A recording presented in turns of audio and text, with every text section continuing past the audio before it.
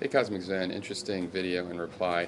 Yeah, I guess you're right, and I'm using the term feudalism pretty loosely too. So I mean, you could even say that my use of it is well, it's not uneducated, but it's sort of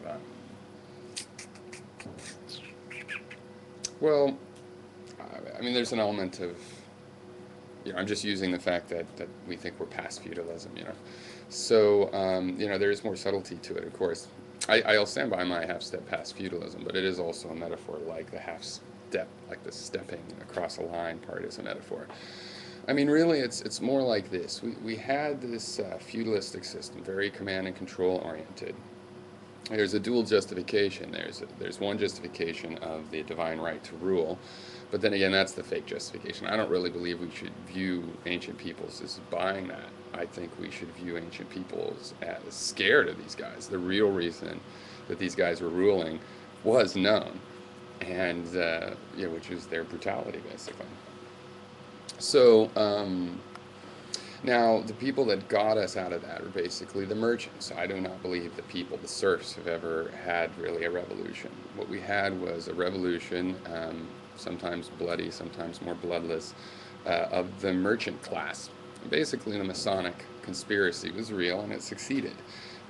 It would have succeeded even without the Masons, because really it was a historical force of the power uh, becoming those that create productive infrastructure and get their wealth from that. Okay, but the thing is that those people, they looked at the kings and thought, I should be in control. They didn't look at the kings and really think there should be no king. Now, we got a lot of that rhetoric. That's the half step past feudalism part. We got a lot of rhetoric about how the power should be in the people. But the merchant class tends to think, yeah, the power should be in the people, and there should be more power to the people that deserve more power, and the economic system tells us who deserves more power. So they end up in a system where it's very much like feudalism, except for that they want to replace divine right with the invisible hand of the market, which is not a great replacement, and it's not really even free of metaphysics. So. If you wonder what I mean, we could talk more about meritocracy, which is a myth. There's no such thing as a meritocracy. It doesn't really work. In a practical situation, there's no actual such thing as a meritocracy of the kind that we want to rely and be able to use regardless of how it turns out. We want a meritocracy where the people that fail deserve to fail and we don't have to worry about them. And there is no such meritocracy like that, because there's an infinite number of meritocracies, okay? So I went into it a little bit, but there's definitely more detail. So now here we're at this point where the merchants have helped free us, but they don't want to help us be entirely free. Plus, now that they have gotten control, there's a certain tendency for them to say, well, how about you just make me the royalty? In other words, let's go back to that system, but we'll be at the top. Yeah. And that's not so cool. However, when it comes down to it, what does this stuff tell us about the future? Well, it gives us some indication. Okay, the idea that we're only a half step past feudalism and we think we've freed ourselves from it, well, first of all, that tells us which kinds of improvements we need now.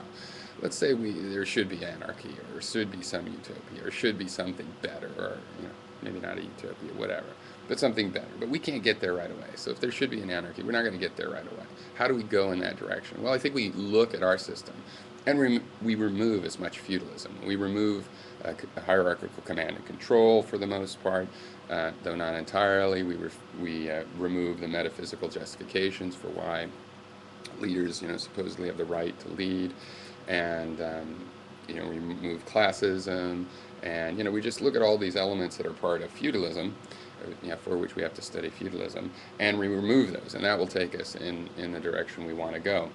Now, when we're battling feudalism, we are going to have as the enemy of our enemy the merchant class, right? The merchant class also was not impressed with the fact that the kings would have more money and power when they were less productive than the merchants. So we have reason to side more with the merchants. So I too am, anti-corporate in some sense, but not really. Kind of as you described, I'm not really anti-corporate.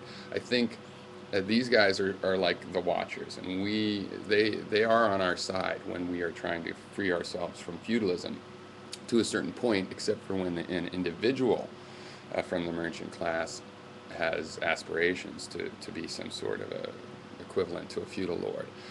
Overall, though, that merchant class, supporting free markets, and when it's honest and consistent in its principles, really is an ally. So when it comes to government versus corporations, I can't tell you, or even people, the people versus corporations. I can't always tell you who I would side with. It could be the people still have this desire to have a sovereign leader, for example. In which case, maybe the merchant class is helping the people when it's in contradiction to what the people want, if the people still want feudalism, for example.